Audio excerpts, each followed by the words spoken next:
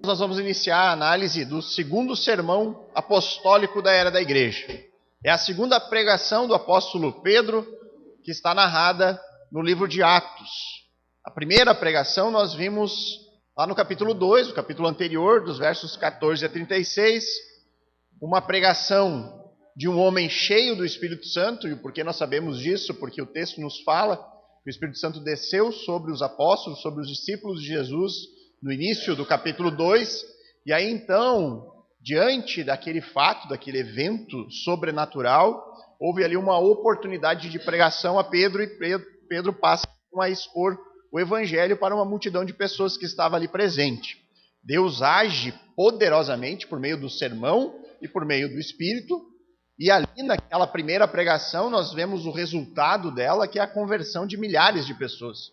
Nós temos no texto nos apontando para quase 3.000 novos crentes, novos convertidos, novos discípulos de Jesus.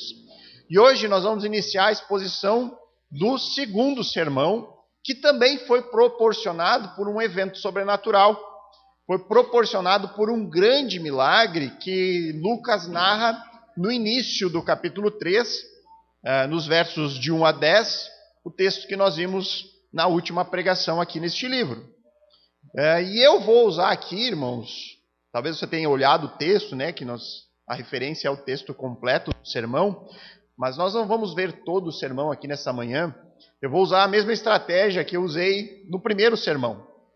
Na primeira pregação do primeiro sermão apostólico, lá de Atos 2, eu trouxe uma análise mais geral do texto, focado na estrutura da pregação que Pedro utiliza ali. Nós não nos preocupamos naquela oportunidade tanto com o conteúdo daquilo que estava sendo dito, mas com a maneira com que Pedro estruturou a sua pregação em busca ali de um modelo de pregação bíblica.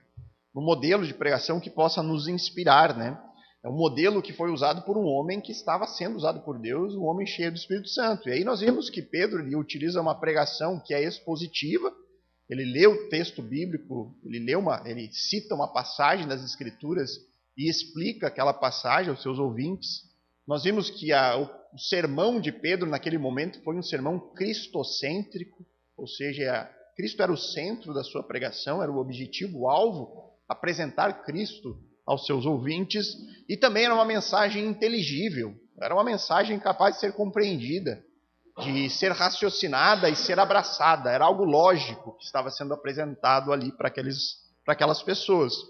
E eu creio que essa estratégia ela é interessante porque nos faz, num primeiro momento, nos tornarmos familiares do texto. Então hoje aqui nós vamos ler todo o texto, vamos passar em alguns momentos por diversos versículos aqui, e aí você já vai conhecendo, já vai se familiarizando com as palavras, com aquilo que está sendo dito. Talvez desperte em você alguma dúvida, mas o que será que Pedro está querendo dizer com isso? Que será solucionada nas próximas semanas. Então, queridos, eu gostaria hoje de focar as nossas atenções não tanto em cada ponto do que está sendo falado, mas tentar extrair desta pregação um modelo de conduta, é trazer nosso olhar para a maneira como Pedro está agindo aqui, a maneira como ele está falando, o que ele está dizendo e por que ele diz certas coisas. E aí então nós podemos tentar copiar um padrão de conduta para as nossas vidas também. Nós sabemos que Pedro aqui é um homem usado por Deus. Deus está usando a vida de Pedro para dar início à história da igreja. Então este é um homem aqui que Deus está conduzindo a vida dele. Então nós podemos aqui olhar para a maneira como Deus usou a Pedro e tentar extrair para nossas vidas virtudes que devem ser buscadas por nós também. Lá em 1 Coríntios, no capítulo 1, verso 11, o apóstolo Paulo ele diz aos seus ouvintes, sejam meus imitadores. Ele diz, olha, copiem a minha maneira de ser, a minha maneira de agir. Mas ele não fala porque ele é alguém especial, na sequência ele diz, sejam meus imitadores, porque eu sou um imitador de Cristo. Então ele era ali um espelho de Cristo, ele era alguém que refletia a imagem de Cristo.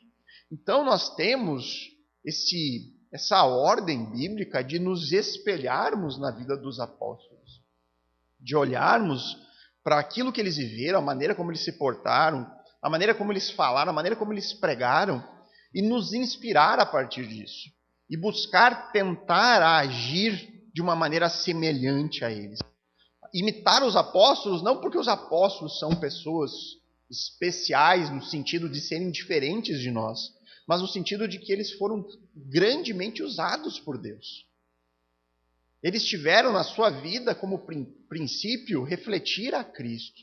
Então, por isso, hoje, irmãos, nesse primeiro contato aqui com esse texto, que é um texto mais longo do que normalmente nós trabalhamos aqui na igreja, eu gostaria de direcionar os nossos olhos para a conduta de Pedro, para a maneira como ele está agindo em um momento em que ele está sendo usado por Deus.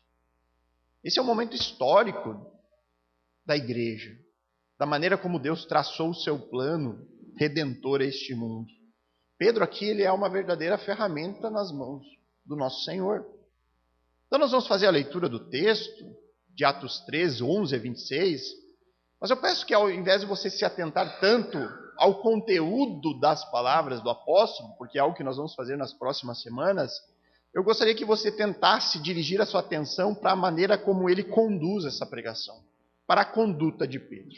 Então acompanhe comigo Atos 3, a partir do verso 11 até o final do capítulo, verso 26.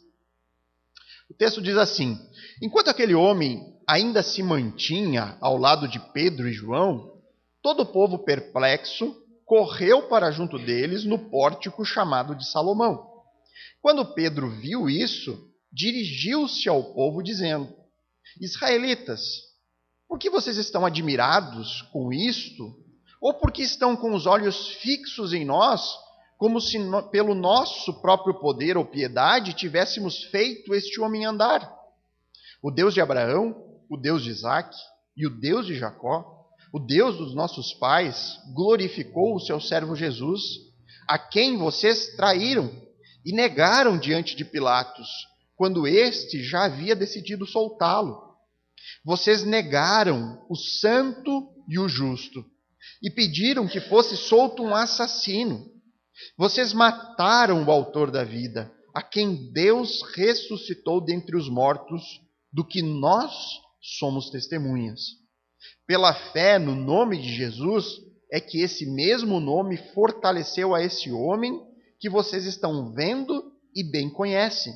Sim, a fé que vem por meio de Jesus deu a este homem saúde perfeita na presença de todos vocês. E agora, irmãos, eu sei que vocês fizeram isso por ignorância, como também as suas autoridades o fizeram. Mas Deus assim cumpriu o que tinha anunciado anteriormente pela boca de todos os profetas, que o seu Cristo havia de padecer. Portanto, arrependam-se e se convertam, para que sejam cancelados os seus pecados, a fim de que da presença do Senhor venham tempos de refrigério, e que ele envie o Cristo que já foi designado para vocês, a saber, Jesus, ao qual é necessário que o céu receba até os tempos da restauração de todas as coisas, de que Deus falou por boca dos seus santos profetas desde a antiguidade. Porque Moisés disse: o Senhor Deus fará com que, do meio dos irmãos de vocês, se levante um profeta semelhante a mim. A esse vocês ouvirão em tudo que ele lhes disser. Quem não der ouvidos a esse profeta será exterminado do meio do povo. E todos os profetas, a começar por Samuel, assim como todos os que falaram depois dele, também anunciaram estes dias. Vocês são os filhos dos profetas e da aliança que Deus estabeleceu com os pais de vocês, dizendo a Abraão: na sua descendência serão abençoadas todas as nações da terra. Tendo Deus ressuscitado seu servo, enviou-o primeiramente a vocês para abençoá-los, no sentido de que cada um abandone as suas maldades. Então, irmãos, diante da maneira como o apóstolo Pedro aqui expõe esse seu novo sermão, da maneira como ele se porta, da maneira como ele se dirige por meio daquilo que ele está falando, nós vamos retirar daqui 3 virtudes. 3 virtudes que devem nos inspirar, que devemos copiar de um homem que sabidamente está sendo usado por Deus. São 3 atitudes esperadas daqueles que são ferramentas nas mãos do Senhor. A primeira atitude que eu gostaria de chamar a sua atenção nesta manhã é o fato de que o apóstolo Pedro, neste seu segundo sermão, ele não busca atenção para si. Gravem isso, irmãos. Uma ferramenta útil nas mãos do Senhor, ela não busca atrair a atenção das pessoas para si mesmo. Vamos analisar o texto no verso 11. Ele diz ali: enquanto aquele homem ainda se mantinha ao lado de Pedro e João, todo o povo, perplexo, correu para junto deles no pórtico chamado Salomão. Então aqui, irmãos, Lucas, ele não nos dá muitos detalhes em relação ao caminho percorrido pelos apóstolos desde o momento em que houve o milagre, né? Nós temos que lembrar do início do capítulo. Deus efetua ali um grande milagre, era um homem que era coxo de nascença, as pessoas sabiam da deficiência daquela pessoa, Deus efetua um milagre, aquele homem tem a saúde restaurada de tal forma que ele sai saltando e louvando a Deus na companhia dos apóstolos. O que o texto diz aqui é que o milagre aconteceu em um local, lá em um dos acessos que Lucas diz nos primeiros versículos, era chamado de Porta Formosa. Agora nós vemos que eles estão em um outro local, em um outro acesso ao templo que é chamado de Pórtico de Salomão. Isso indica que desde o milagre até este momento, os apóstolos, juntamente com esse homem que foi curado, eles percorreram ali os pátios do templo. Se foi uma caminhada longa ou curta, se era próximo ou longo esses acessos, nós não sabemos. É difícil historicamente determinar esses locais exatamente. Nós não sabemos quanto tempo durou essa caminhada, esse deslocamento de uma porta para outra. E se o texto não nos diz, irmãos, isso significa para nós que essa informação não é relevante. Ela não é determinante, ela não é algo que devemos nos preocupar com isso. O que realmente importa aqui é a informação de que aquele homem curado, ele não saiu mais do lado dos apóstolos. Ele ficou com eles ali. Ele estava junto com aqueles homens. E aí, então, neste momento, Pedro e João, eles passam a ser cercados ali por muitas pessoas. Diz que todo o povo que estava ali estava perplexo diante do que aconteceu. Eles conheciam aquele homem que estava todos os dias na porta da entrada do templo. Eles sabiam da deficiência daquela pessoa. Agora eles estão vendo um homem curado, saltando, glorificando a Deus na presença de 2 homens que talvez, para a grande maioria ali, certamente eram estranhos. E eles estão ali em um momento com os olhos arregalados. O que está acontecendo? Nós queremos entender como foi que isso aconteceu. Então havia aqui neste momento uma multidão curiosa, desejosa de saber respostas àquilo e perplexas, assustadas, inclusive. Elas querem descobrir o que aconteceu com aquele homem. Um homem que todos os dias estava naquele mesmo lugar, pedindo esmolas, tentando obter sustento em virtude da sua deficiência. E eu não sei se você é como eu, mas eu sempre procuro tentar imaginar na minha mente a imagem, né? Eu tento reproduzir esse cenário, tentar pensar o que estava acontecendo e o que se passava na mente dessas pessoas que estão ali vendo e procurando respostas. E aí, na minha mente vinha, poxa, esses israelitas, eles conheciam a história de Jesus, eles sabiam quem era Jesus. Essa história correu a Judéia naquele tempo. Essas pessoas estão há poucos dias dos eventos da crucificação. Possivelmente muitos estiveram presentes lá. Eles sabiam que Jesus era conhecido pelos seus milagres. Talvez até algumas pessoas conhecessem pessoalmente alguém que havia sido curado por Jesus. Possível. Mas eles sabiam que Jesus estava morto. que ele foi crucificado. Isso foi um evento em Jerusalém naqueles dias.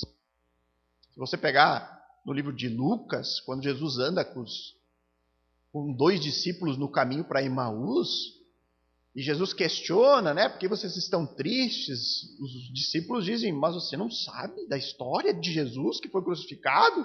Como se fosse algo que todo mundo soubesse o que havia acontecido. Então eles sabiam de Jesus, sabiam da morte de Jesus. E agora, eles estão em um novo momento, onde outro grande milagre inexplicável está acontecendo. Aconteceu com aquele homem que foi morto naquele período. Agora aconteceu de novo. E aí eu fico pensando se na mente de alguma dessas pessoas aqui, se eles não resgataram no seu coração o mesmo sentimento da esperança messiânica de quando Jesus estava presente. Jesus, na semana que foi crucificado, ele foi recebido como Messias. Montado num jumentinho, as pessoas gritavam na entrada de Jerusalém, Hosana, salva-nos, Rei Messias. Muitos achavam que Jesus era o Messias mesmo, mas ele foi morto. E eu fico pensando, será que nesse momento em que um novo milagre ocorre, onde tem 2 pessoas ali que talvez fossem desconhecidas para ele, será que não houve de novo essa esperança? Será que é agora? Será que agora o Messias chegou? Será que aquele homem que nós achávamos que era o Messias, mas acabou sendo morto, agora veio o verdadeiro Messias? Será que agora vai? E eu imagino que aqui tinha um olhar de esperança dessas pessoas, do que elas iriam ouvir ali, de Pedro e João. E aí nós vamos para a resposta de Pedro a eles, no verso 12. Quando Pedro viu isso, ele viu que as pessoas focaram os olhos nele, ali na esperança de ouvir algo, ele dirigiu-se ao povo dizendo, Israelitas, por que vocês estão admirados com isso? Ou por que vocês estão com os olhos fixos em nós, como se pelo nosso próprio poder ou piedade tivéssemos feito esse homem andar? Todos os olhos estão sobre o apóstolo. Toda a expectativa das pessoas está sobre Pedro e João. Mas o que Pedro faz diante dessa expectativa? Diante dos olhares que estão sobre ele? Será que ele utiliza essa tensão para promover a sua própria pessoa? Muito pelo contrário. Pedro desvia de maneira imediata o foco neles.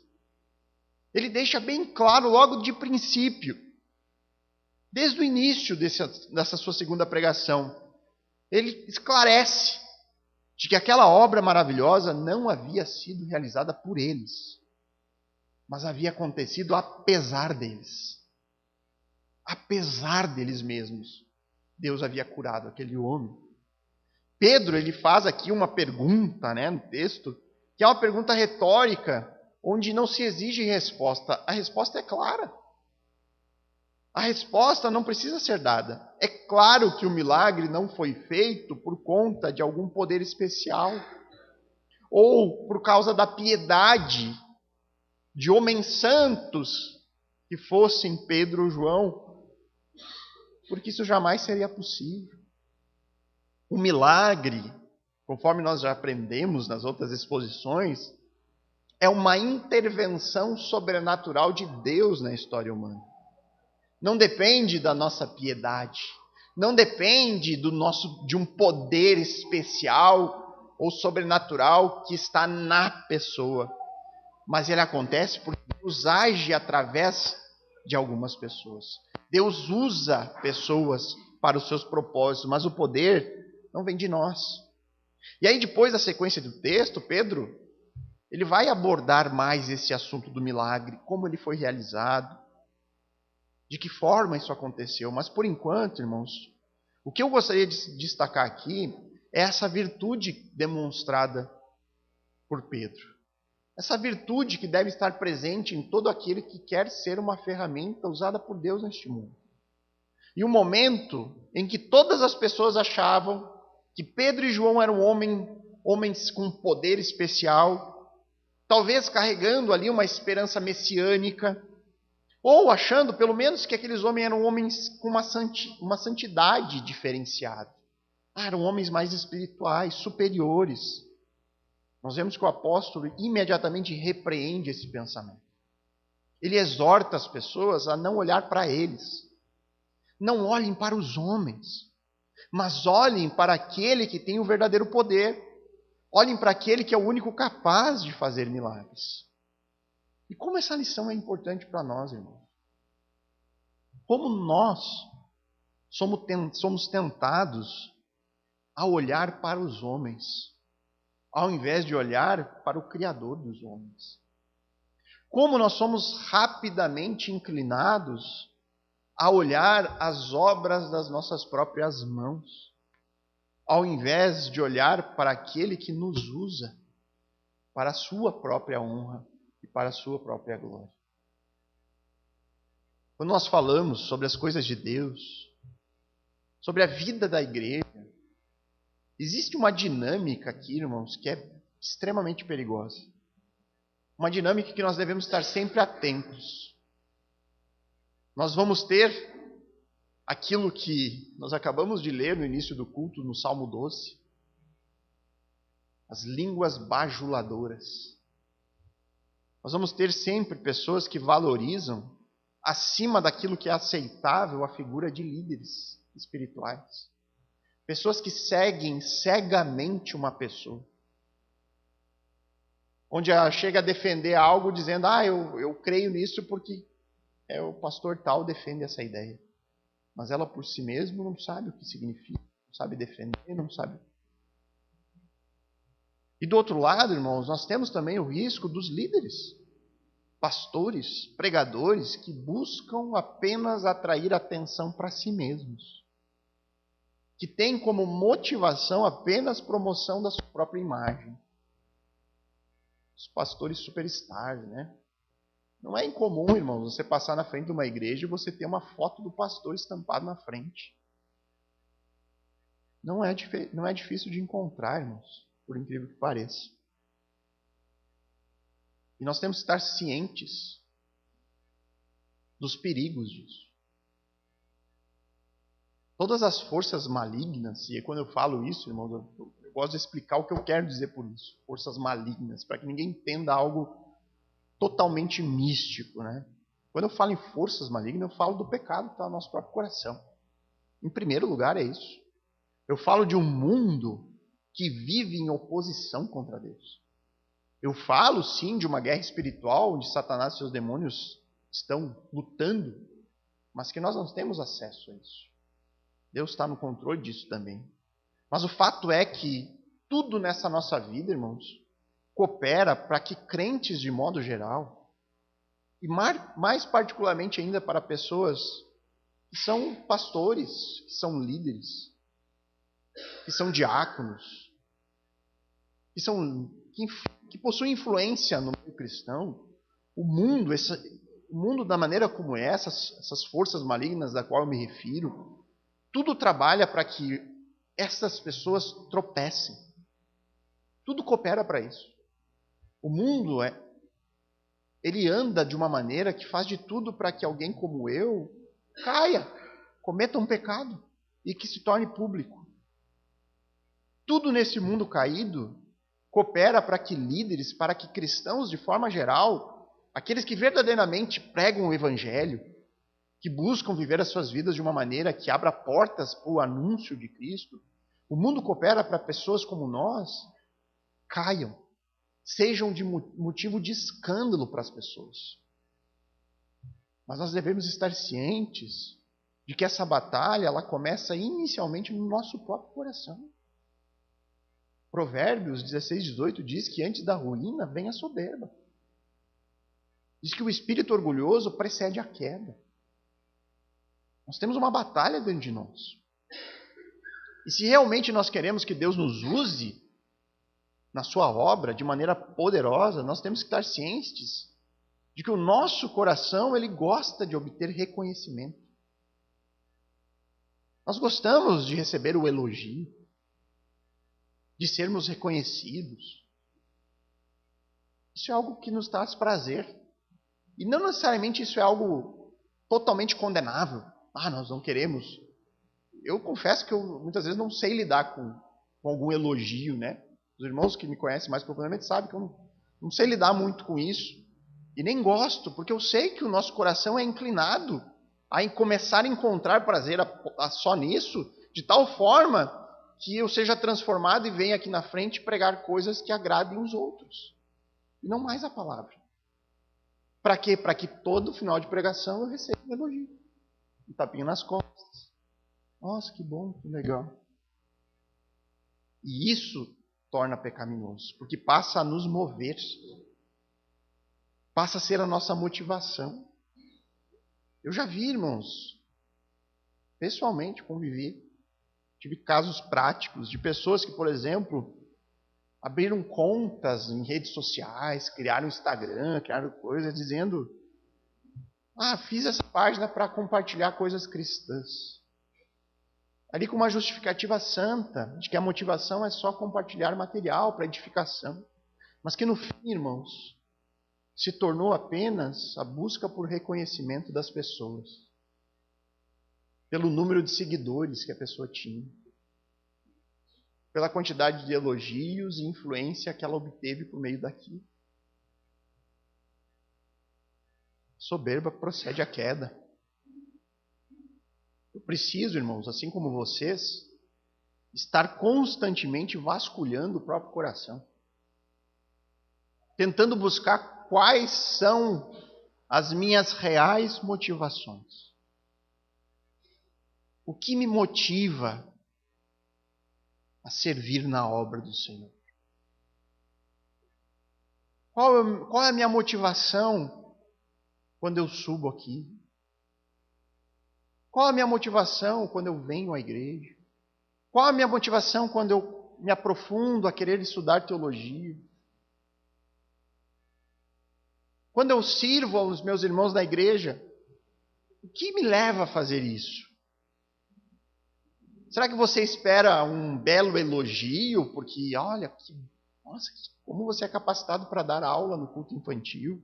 Nossa, como sua voz é bonita. Será que eu sirvo porque, de alguma forma, eu passo a ser visto pelos outros e aí então reconhecido por isso? Será que é porque, eu acho que assim os irmãos vão gostar um pouco mais de mim? As motivações, irmãos, elas são importantes. É por isso que eu costumo dizer aqui na igreja, eu não só, né, vários irmãos, o pastor Adriano também sempre reforça isso. Quando as pessoas se tornam membro, né, e a gente pede sobre a questão de servir na igreja, e a gente diz, olha, tem algo que todo mundo pode fazer, que é ajudar na limpeza da igreja. E a gente diz, olha, esse é um serviço que é essencial, porque ela é uma escola em aprender a servir aos outros. Por quê? Porque a limpeza da igreja, irmãos, esse ministério, é um trabalho pesado. Não é fácil. É uma família só que é escalada, você tem 2 salas para limpar, você tem banheiro, a igreja está crescendo, mais sujeira, e não é fácil o trabalho da limpeza. E esse é um serviço onde você não recebe nenhuma recompensa no sentido do elogio, da aprovação. Eu não sei quem é que limpou nesse final de semana, só se eu for olhar a escala. Eu não sei quem fez a limpeza daqui do nosso espaço. Mas ele sabe o quanto trabalhou para deixar o ambiente agradável a nós. As motivações, irmãos. Só o Senhor viu o esforço. Só o Senhor viu o trabalho. Só o Senhor viu o empenho. Só que por outro lado também, irmãos, tem um lado que pode nos dar um pouco de temor. Só o Senhor viu aquele que fez reclamando. Nossa, que imundice nessa igreja. Sobrou para mim ter que limpar esse banheiro. Olha só, são relaxados esses irmãos. Larga os copos tudo no chão. O Senhor viu, queridos. O Senhor não valeu nada. Se o serviço ele é feito com essa motivação, que adianta, queridos? Como é fácil perdermos o foco, irmãos, de servir aos outros por amor. Servir porque eu amo os meus irmãos. Eu quero que eles se sintam bem, num ambiente agradável, num ambiente limpo.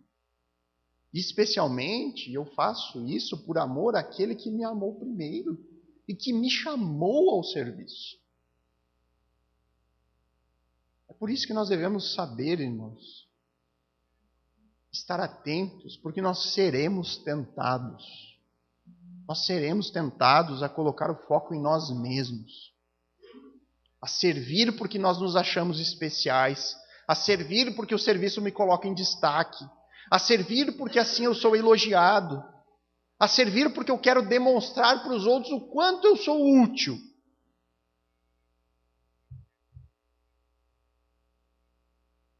O próprio Senhor me achatou sobre isso esses últimos dias.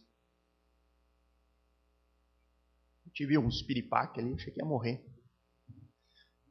Umas dor no coração, umas coisas esquisitas, né? A família que viu mais perto sabe bem. Vou fazer uns exames, mas já pensei, não tenho muito tempo de vida. Aquela coisa que a gente se apavora, né? A gente é assim, né? Vai no Google, câncer. Sintomas, câncer. 6 meses de vida. E aí eu comecei a pensar, minha angústia era, não por a minha própria salvação, minha vida, eu sei para onde eu vou, né? Mas era a preocupação com a família, óbvio. Tentar entender, Senhor, como minha ausência pode ser algo bom para elas, para minhas filhas. Como a minha ausência pode ser boa para minha filha que tem 6 anos. Não entendo, Senhor. E da mesma forma pensar como minha ausência pode ser boa para a igreja. Ainda não tem alguém para ficar, eu ainda não consegui preparar alguém que fique no meu lugar. E aí durante esses dias Deus foi me achatando. Ele disse, quem é você para se sentir insubstituível? Da mesma forma que eu levantei você nessa cidade, eu levanto uma pedra no seu lugar. Se eu te tirar da tua família, eu vou cuidar. E vai ser a melhor coisa para a vida delas. E esse é o ponto, irmãos. Muitas vezes nós começamos a nos sentir importantes. E aí Deus vem e dá aquela chatadinha. Quem tu acha que é? Sou eu em você. Não é você por você mesmo, é apesar de você. Então nós temos que estar atentos a isso. Se nós quisermos ser ferramentas úteis nas mãos do Senhor, nós temos que aprender com Pedro aqui. Precisamos aprender a jamais atrair atenção para nós mesmos. Em segundo lugar, nós podemos aprender aqui por meio da conduta, das virtudes apresentadas pelo apóstolo nesse segundo sermão, que uma ferramenta útil nas mãos do Senhor aponta para Cristo e para a palavra. Imediatamente depois de tirar o foco de si mesmo, Pedro aponta o foco para outra pessoa, no verso 13. O Deus de Abraão, o Deus de Isaac e o Deus de Jacó, o Deus dos nossos pais, glorificou o seu servo Jesus. Mais adiante, no verso 16, ele ainda vai dizer, pela fé no nome de Jesus é que esse mesmo nome fortaleceu a este homem que vocês estão vendo e bem conhecem. Sim, a fé que vem por meio de Jesus deu a este homem saúde perfeita na presença de todos vocês. O apóstolo aqui deixa bem claro que aquela obra maravilhosa, aquele milagre inquestionável, que deixou todos ali perplexos, só aconteceu por conta do poder daquele que foi glorificado por Deus. O foco foi para Jesus. Jesus Cristo, o Nazareno. E esta é a missão de todos os discípulos de Jesus neste mundo. Essa é a minha missão, essa é a missão do apóstolo Pedro, essa é a sua missão como cristão. Refletir a Cristo. Apontar para o único que é capaz de salvar. Refletir a luz daquele que é verdadeira luz. Conforme o apóstolo Paulo diz lá em 1 Coríntios 1, 22 a 24, ele diz assim, porque os judeus pedem sinais, os gregos pedem sabedoria, mas nós pregamos o Cristo crucificado. Nós não damos aquilo que o mundo quer, nós damos algo diferente. Nós damos Cristo, aquele que morreu e ressuscitou. Ele diz: esse Cristo que nós pregamos é escândalo para o judeu, é loucura para o gentio. Mas para nós, os que fomos chamados para isso, sejam judeus, sejam gregos, Cristo é poder de Deus, é sabedoria de Deus. E é isso que Pedro está fazendo aqui, irmãos. É isso que Pedro está fazendo na sua segunda pregação. Ele prega o Cristo crucificado. Ele demonstra que a morte de Jesus não deveria ser um motivo de escândalo para o judeu, mas uma demonstração inequívoca do poder de Deus, que trouxe esse Jesus que foi crucificado da morte para a vida. E Pedro diz: olha, eu mesmo sou testemunha disso. Eu vi, eu estive com ele. Conforme nós veremos, irmãos, além de ser uma pregação cristocêntrica, mais uma vez aqui, a pregação de Pedro é outra vez bíblica. Pedro outra vez aponta para o texto bíblico, para as profecias, aponta para a palavra de Deus, para demonstrar que aquilo que havia acontecido não deveria pegar eles de surpresa, porque tudo havia sido profetizado. É isso que ele diz nos versos 19 a 25. Portanto, arrependam-se e se convertam, para que sejam cancelados os seus pecados, a fim de que da presença do Senhor venham tempos de refrigério, e que ele envie o Cristo, que já foi designado para vocês, a saber, Jesus, ao qual é necessário que o céu receba até os tempos da restauração de todas as coisas, de que Deus falou pela boca dos seus santos profetas desde a antiguidade. Porque Moisés disse, e aí ele cita o texto: o Senhor Deus fará com que do meio dos irmãos de vocês se levante um profeta semelhante a mim. A esse vocês ouvirão em tudo que ele lhes disser. Quem não der ouvidos a esse profeta será exterminado do meio do povo. E todos os profetas, Pedro reforça, a começar com Samuel, assim como todos aqueles que falaram depois, também anunciaram esses dias. Ou seja, aquilo que estava acontecendo ali havia sido profetizado por todos. E ele continua: vocês são filhos dos profetas e da aliança que Deus estabeleceu com o pai de vocês, dizendo a Abraão. E aí ele cita o texto mais uma vez: na sua descendência serão benditas todas as nações da terra. Então Pedro, ele utiliza a Escritura. Ele cita aqui Deuteronômio e cita o livro de Gênesis para demonstrar que tudo aquilo aconteceu e que tudo aquilo que ainda estava acontecendo, referente a Jesus, a sua vida, o seu ministério, estava em concordância com a Bíblia. Os detalhes aqui em relação àquilo que está sendo dito, irmãos, nós veremos adiante nas próximas semanas. Mas repare aqui como age alguém que está sendo usado por Deus para anunciar as boas novas de salvação em Cristo. O centro de todo esse sermão aqui do apóstolo, o que domina a sua pregação, é a pessoa de Jesus. É a palavra que foi revelada por Deus. É um sermão cristocêntrico e bíblico. E aqui, mais uma vez, irmãos, pense um pouco no cenário. Quantas histórias pessoais, quantos testemunhos o apóstolo Pedro poderia dar da sua própria vida aqui?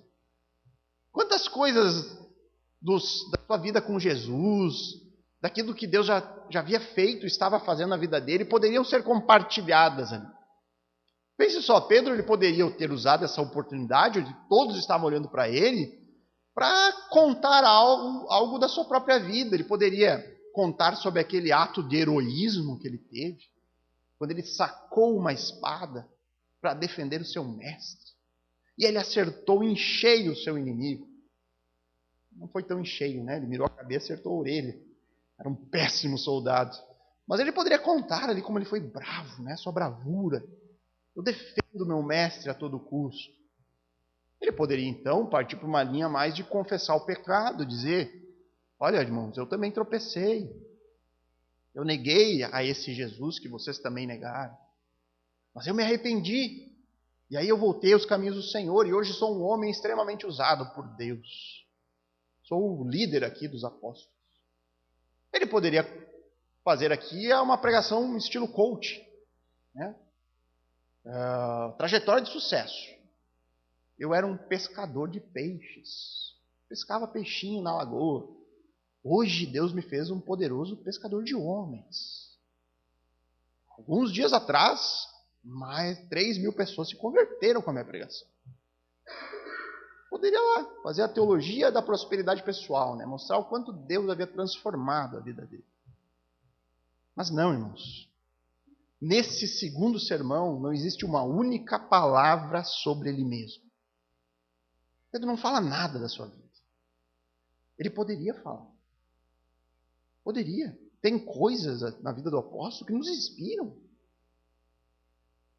Que são coisas que Deus fez na vida dele mesmo.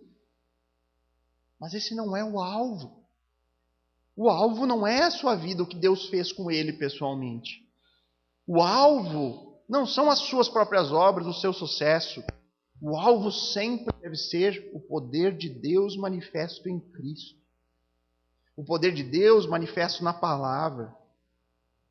O foco, quando nós temos a atenção das pessoas, é falar de Jesus. Falar da Bíblia. E não de nós mesmos.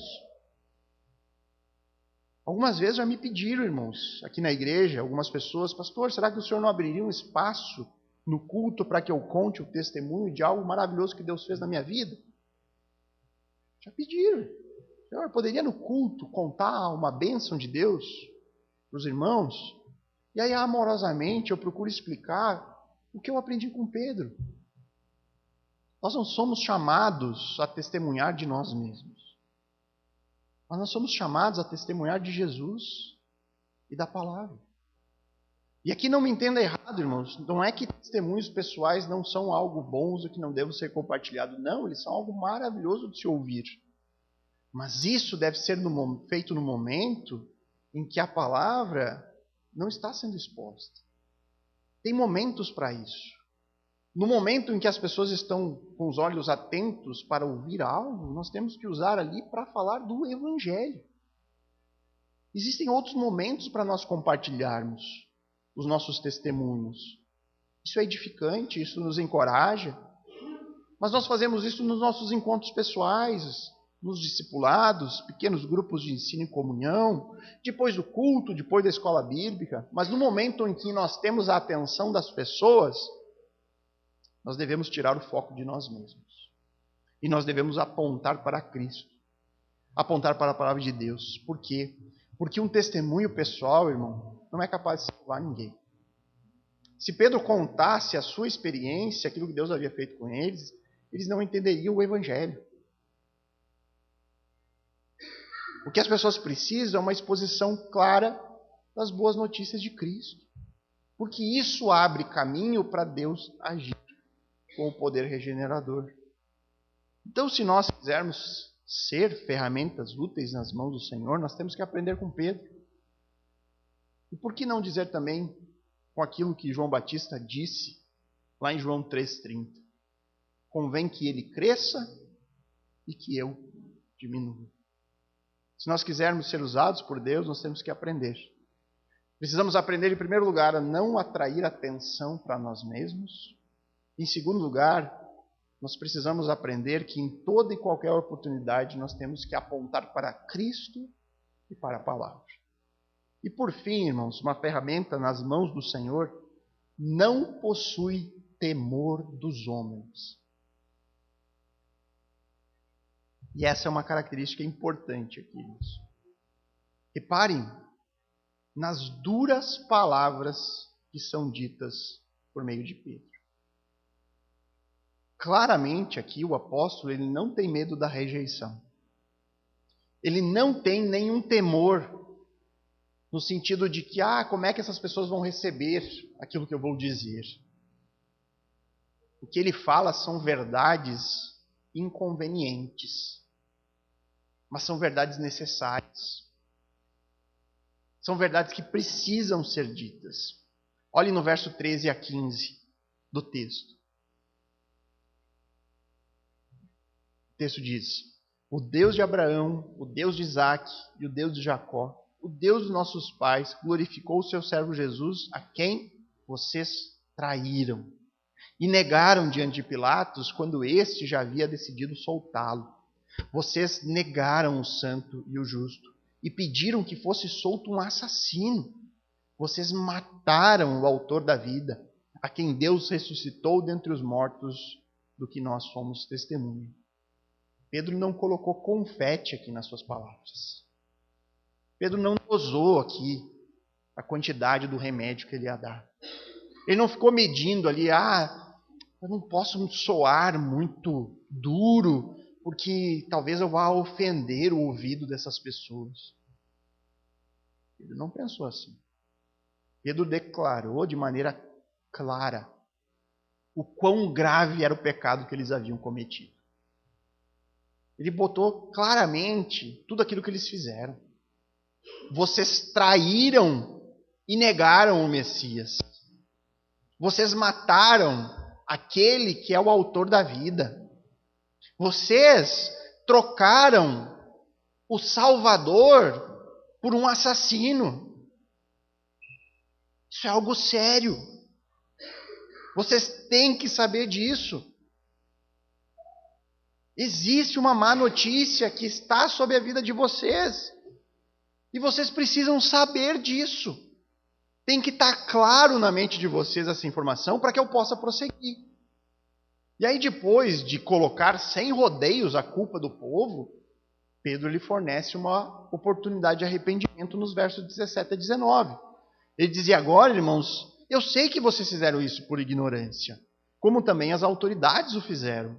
Mas Deus assim cumpriu o que tinha anunciado anteriormente pela boca de todos os profetas, que seu Cristo havia de padecer. Portanto, arrependam-se e se convertam, para que sejam cancelados os seus pecados. Isso me lembra um pouco aquilo que Jesus fala na cruz, né? Quando ele está sendo crucificado, lá em Lucas 23, verso 34. Ao olhar para aqueles que o crucificavam, né, ele diz: Pai, perdoa-lhes, porque não sabem o que fazem. Parece que Pedro vai nessa linha. Eles fizeram aquilo por ignorância. O problema é que a ignorância não retira a culpa. Não é porque eles fizeram por ignorância que eles não eram culpados daquilo. Eles continuavam culpados diante de Deus. Não só porque não creram em Jesus, mas porque mataram Jesus. E aí Pedro aqui, ele não quer simplesmente expor publicamente isso. A ideia não é só botar o dedo na cara deles e dizer: vocês mataram, vocês agiram como assassinos, vocês fizeram isso. Não, o objetivo de Pedro aqui é mostrar a má notícia. Olha o quão grave é a situação que vocês se encontram. Vocês não só não creem em Jesus, vocês agiram ativamente para matar Jesus. E aí, ao expor de maneira clara a má notícia, Pedro pode então apontar o caminho. Apontar o caminho de redenção. Pedro diz: olha, é necessário que vocês se arrependam, que vocês reconheçam o quão grave é o pecado de vocês e se convertam. Que conversão é essa? No caso aqui, eles têm que reconhecer que Jesus é o Messias e se unir aos apóstolos. Ser um discípulo de Jesus. Fazer parte deste grupo. Somente assim, Pedro diz, o pecado de vocês será cancelado. Então o que nós temos aqui é um padrão bem claro da maneira como nós mesmos devemos compartilhar o Evangelho. Nós devemos sair por aí dizendo para as pessoas que elas são assassinas. Não, né? Claro que não, né? Era o contexto imediato naquele momento. Mas nós temos que expor de maneira clara a realidade do pecado. Esse é o ponto. Nós precisamos expor para as pessoas que todos nós, e nós nos incluímos aqui, todos nós nascemos em uma condição de inimizade, de rebelião contra aquele que nos criou. E se nós permanecermos e morrermos neste estado de rebelde, o que espera a nós é morte e sofrimento eternos. Essa é a má notícia. É uma má notícia que engloba todas as pessoas e todos os lugares. Ela é bíblica. E não há como suavizar a gravidade do pecado nas nossas vidas, porque nem mesmo Deus suavizou isso na sua palavra. Ele revelou para nós que o pecado é real, é grave, que o inferno é real, é um lugar terrível. E se Deus revela isso, é para a gente se preocupar? Sim. Devemos nos preocupar, não só conosco. E parece que a gente às vezes, estou salvo, azar dos outros. Tem certas pessoas que eu vou até gostar de ver queimando. Irmãos, é compaixão, assim como Deus resgatou a minha vida, que o Senhor resgate a vida de todos. Eu oro por meus familiares, meus amigos, as pessoas que eu conheço. Senhor, estende a tua misericórdia, porque eu não quero ninguém padecendo no inferno, mesmo sabendo que pessoas vão. Mas não deve ser o nosso desejo. Mas nós temos que expor ao mundo essa realidade. Se a má notícia não for devidamente exposta para que ela possa ser compreendida, a boa notícia não será jamais necessária. Por que eu quero Jesus? Por que eu tenho?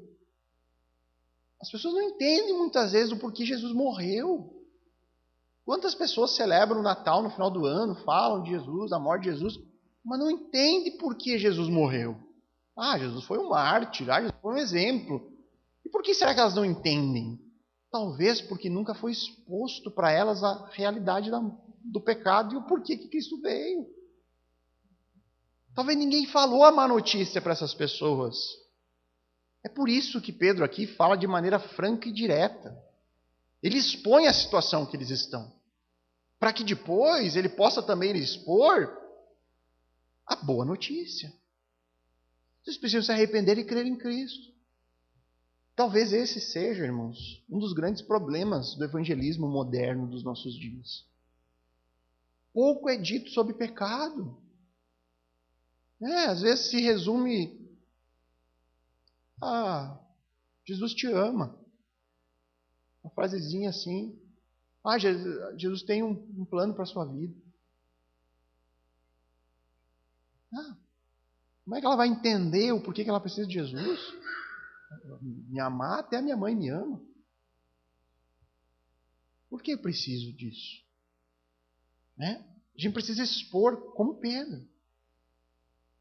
E aí parece que nos nossos dias assuntos mais duros são colocados debaixo do tapete. Não podemos pregar sobre pecado, sobre inferno. Eu já vi vários relatos, irmãos. Conheço pastores que me contaram pessoalmente que foram convidados a pregar em determinadas igrejas. E aí quando pede, qual é o tema que você gostaria de que eu fosse levar aí a palavra? As pessoas diziam, olha, qualquer um menos, só não prega sobre pecado ou inferno. Porque as pessoas já têm vidas difíceis demais para ouvir assuntos duros como esse. Sabe qual é o pensamento por trás disso? Temor dos homens. Temor dos homens. É não querer se indispor. É não querer falar coisas desagradáveis, porque as pessoas não vão receber bem. Pare e pense quantas igrejas dos nossos dias praticam a disciplina eclesiástica. Algo que Cristo ordenou a nós, entregou na sua palavra. Você encontra as instruções lá em Mateus 18. Uma prática clara e estabelecida de exortação, de conduta no meio de crentes, de apontar o pecado em busca do arrependimento. Algo que começa de forma particular, uns com os outros, mas que pode escalar ao ponto de expulsar um membro da igreja. A Bíblia ordena. Você tem os passos para isso. Se há um irmão em pecado público, grave e sem arrependimento, essa pessoa deve ser convidada a se retirar do convívio da igreja para que o pecado dele não influencie a congregação, o fermento levedando a massa. 1 Coríntios 5 tem um caso prático que acontece. E por que será que isso não é mais praticado hoje em dia? Por quê? Porque é uma ordem dura. É uma ordem dura de Deus. Não é fácil a exortação, apontar coisas, ter esse trabalho. Mas Deus entregou isso a nós visando a nossa pureza, visando a santificação, a nossa luta contra o pecado em nossas vidas particulares e na vida comunitária. Então, qual que é o motivo, ou um dos motivos para esse assunto ter sumido do meio evangélico? Temor dos homens. As pessoas têm temor da reação das pessoas. Nós não queremos nos indispor com os outros. Eu tenho receio que um determinado irmão que tem uma vida completamente absurda diante do princípio bíblico saia da igreja. Não quero perder pessoas. E aí então, irmãos, nós colocamos assuntos duros debaixo do tapete. A sujeira está lá ainda, ela só está escondida. E muitas vezes nós mesmos, na nossa vida pessoal, no próprio evangelizar, nós muitas vezes deixamos de pregar aquela mensagem completa, que inclui a má notícia, o pecado, a condenação eterna, por medo da rejeição, por medo do que vão dizer, o que vão pensar de mim. E aí nós esquecemos, ou em alguns casos sequer sabemos, aquilo que Jesus disse aos seus discípulos quando enviou eles em missão lá em Mateus 10, 28. Jesus disse: não temam os que matam o corpo. Ou seja, não tenham temor dos homens, porque eles não podem matar a alma. Pelo contrário, temam aquele que tem poder para fazer perecer no inferno tanto alma quanto corpo. Ele diz: olha, vocês vão para a missão, vocês vão anunciar o evangelho do reino, e não tenham medo do que vai acontecer. Não tenham medo das pessoas, não tenham medo da rejeição. Temam a Deus. Temam ao Senhor, porque Ele sim tem poder. Os homens não têm poder sobre nós. Os homens não têm. Eles podem tirar a nossa vida, mas jamais matarão a nossa alma. Morte física, mas jamais a morte eterna. E o apóstolo Pedro tinha certamente essas palavras de Jesus aqui, gravadas na sua mente. Quando ele se colocou de pé e falou sem medo. Irmãos, medo era uma coisa que Pedro conhecia. Ele sentiu na pele quando Cristo foi crucificado. Mas agora nós vemos um outro homem, revestido de poder. Verdadeira ferramenta nas mãos do Senhor. Pedro não teme os homens. Pedro teme a Deus. Por isso ele está aqui, pregando verdades inconvenientes, mas verdades que têm que ser ditas.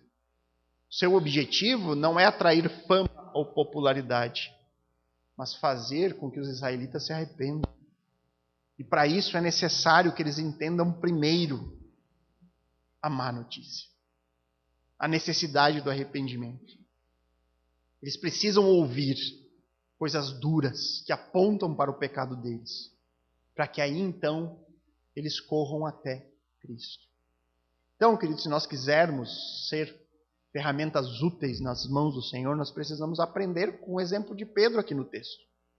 Nós temos que aprender, em primeiro lugar, a não buscar atrair atenção para nós mesmos.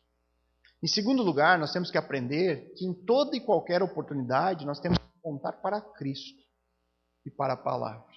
E em terceiro lugar, que nós não devemos temer os homens, mas temer apenas a Deus.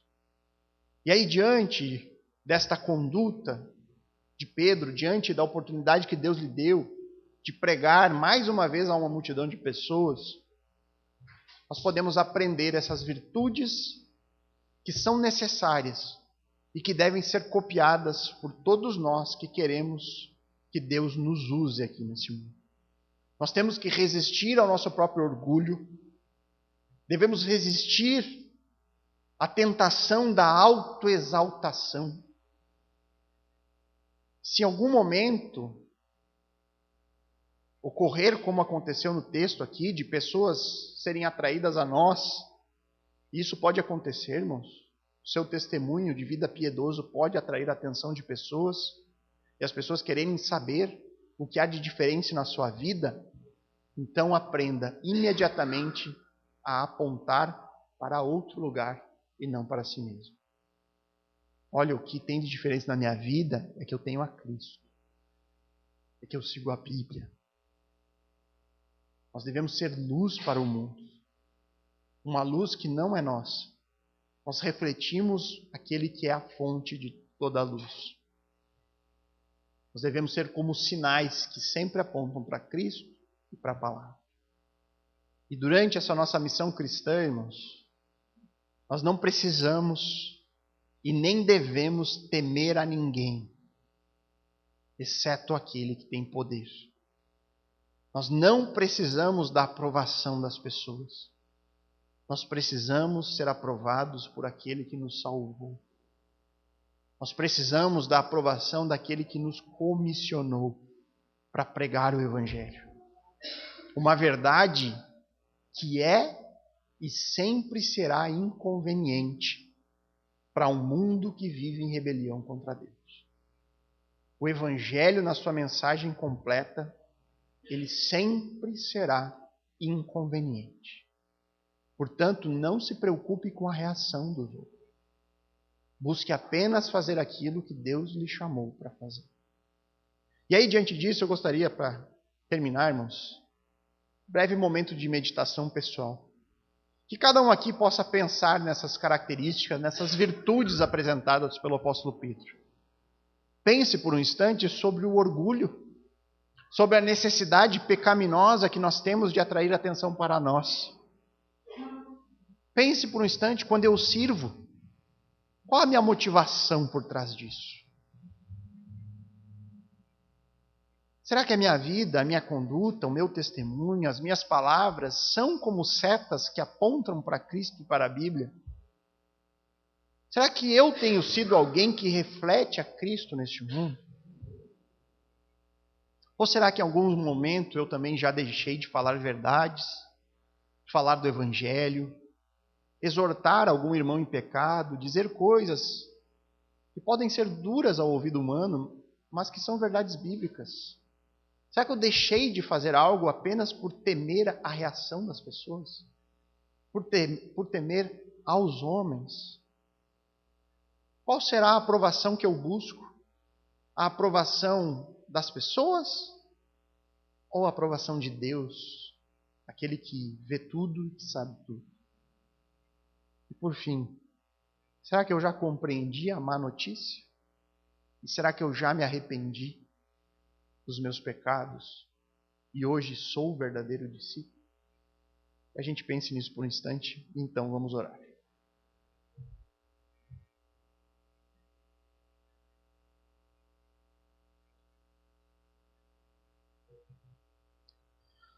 Obrigado, Senhor, pelo tempo que tivemos aqui de estudo da Tua Palavra.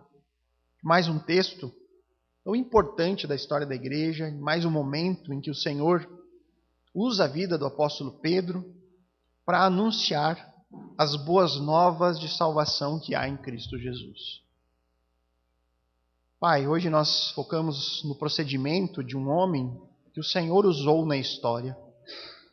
E com isso podemos aqui retirar algumas virtudes recomendadas que devem ser buscadas por todos nós como crentes que somos, aqueles que já confiaram em Cristo como seu único e suficiente Salvador. Vamos buscar, Senhor, por essas coisas. Lutar contra o orgulho na nossa vida.